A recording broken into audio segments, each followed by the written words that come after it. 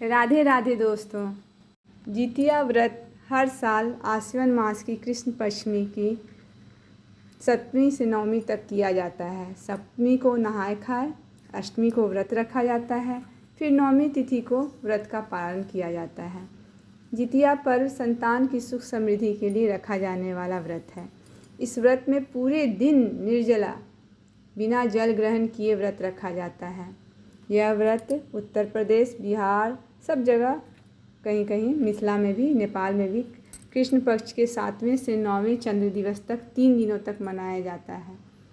इस बार यह व्रत 6 तारीख को नहाय खाए, 7 तारीख को अष्टमी का व्रत किया जाएगा और 8 तारीख को व्रत का पालन किया जाएगा। इस दिन महिलाएं सूर्योदय से पहले जागकर स्नान करके पूजा करती हैं और पूरे दिन फिर निर्जला व्रत रखती हैं। दूसरे दिन सुबह सवेरे स्नान के बाद महिलाएं पूजा पाठ करती हैं। सूर्य भगवान को अर्घ्य देकर ही इस व्रत का शुरुआत होता है। जिमूत वाहन की कुशा से निर्मित प्रतिमा को धूप, दीप, अक्षत, पुष्प, फल आदि अर्पित करके पूजा होती है। इसके साथ ही इसमें मिट्टी और गाय के गोबर से सियारिन और चील की प्रतिमा बनाई जाती है। प्रतिमा बन जाने के बाद माथे में पे लाल सिंदूर का टीका लगाया जाता है। पूजन समाप्त होने के बाद कथा सुनी जाती है।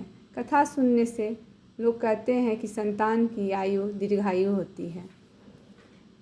जितिया की कथा के अनुसार एक बार एक चील और एक मादा लोमड़ी नर्मदा नदी के पास हिमालय के जंगल में रहते थे। दोनों ने कुछ महिलाओं को पूजा करते और उपवास करते देखा और खुद को भी इसे करने की कामना की। उपवास के दौरान लोमड़ी को बहुत भूख लग गई और वह जाकर चुपके से मरे हुए जानवर को खा लिया। दूसरी ओर चील ने पूरे समर्पण के साथ व्रत का पालन किया और उसे पूरा भी किया। अगले जन्म में दोनों ने मनुष्य रूप में जन्म लिया। चील के कई पुत्र हुए और वह सभी जीवित रहे, लेकिन सियार के पुत्र होकर मर जाते थे।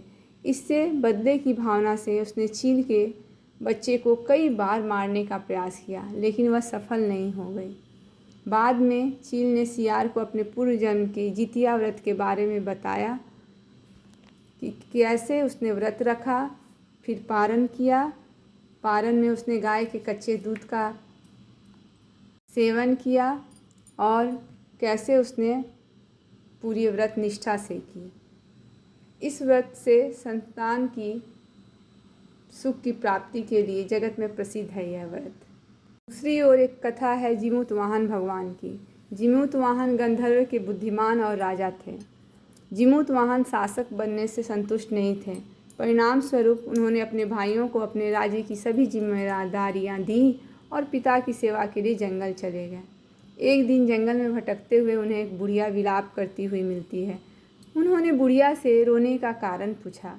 इस पर उसने उसे बताया कि वह सांप नागवंशी के परिवार से है और उसका एक ही बेटा है।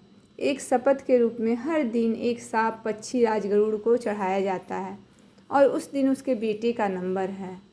उसकी समस्या सुनने के बाद जिमूत वाहन ने उन्हें आश्वासन दिया कि वह उनके बेटे को जीवित वापस लेकर आएंगे।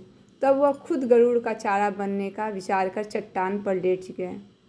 जब गरुड़ आते हैं तो अपनी उंगलियों से लाल कपड़े से ढके हुए जिमूत वाहन को पकड़कर चट्टान पर चढ़ जाता है।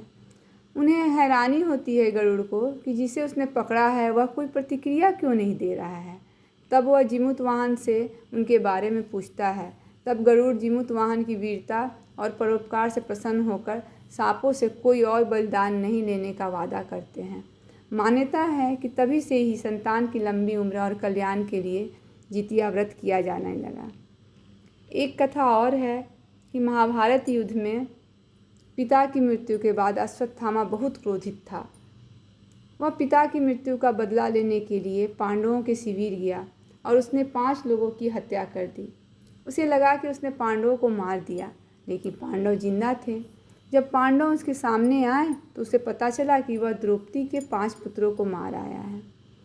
यह सब देखकर अर्जुन ने क्रोध में अश्वत्थामा को बंदी बनाकर दिव्य मणि छीन ली। अश्वत्थामा ने इस बात का बदला लेने के लिए अभिमन्यु की पत्नी उत्तरा के गर्भ में पल रही संतान को मारने की योजना बनाई। उसने गर्भ में पल रहे बच्चे को मारने के लिए ब्रह्मास्त्र चलाया, जिससे उत्तरा का गर्भ नष्ट हो गया। लेकिन उस बच्चे का जन्म लेना बहुत ज़रूरी था, इसलिए भगवान कृष्ण ने उत्तरा के मृत बालक को फिर से जीवित कर दिया। गर्भ में मरकर जीवित होने की वजह से उत्तरा के पुत्र का नाम जीवितपुत्रिका और परीक्षित हुआ। तब से संतान की लंबी आयु के लिए जितिया व्रत किया जाने लगा।